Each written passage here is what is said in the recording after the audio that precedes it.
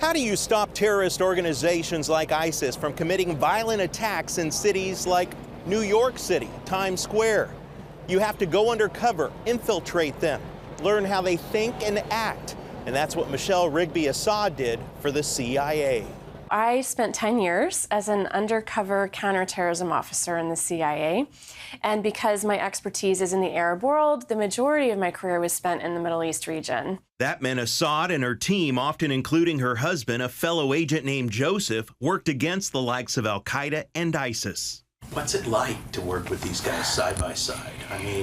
Well, it is fascinating. The best schooling in terrorism a person can get is being in front of those guys like that, which going to Iraq for our tour, we're allowed to say that that I and my husband served in Baghdad for a year.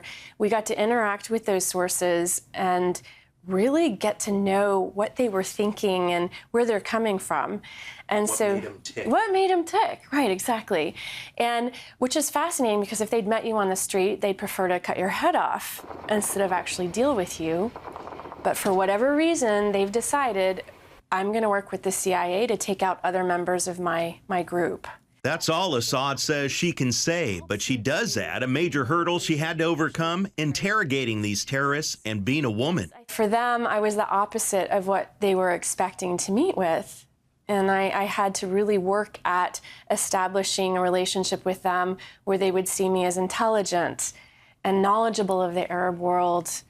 Because in their minds, I should be at home managing the family, and I can't even leave the home without a male minder or without being completely covered in black.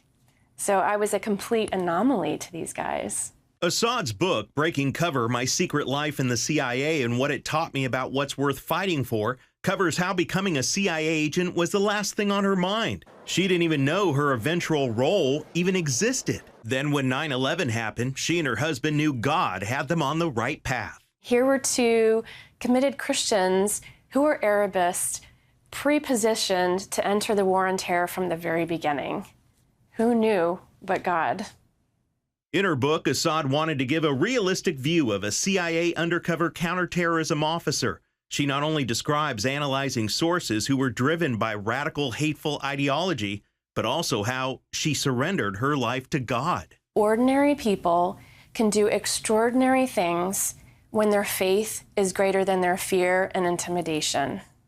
And it's really to give people the encouragement to do the hard things in life. The book's final chapters describes life after the CIA, specifically a rescue mission leading a group of persecuted Christians out of Iraq before ISIS terrorists moved into their village. Miraculously, even though the evacuation almost fell apart on numerous occasions, on December 10th, 2015, we successfully airlifted 149 Iraqi Christians out of northern Iraq to their new homes in Slovakia.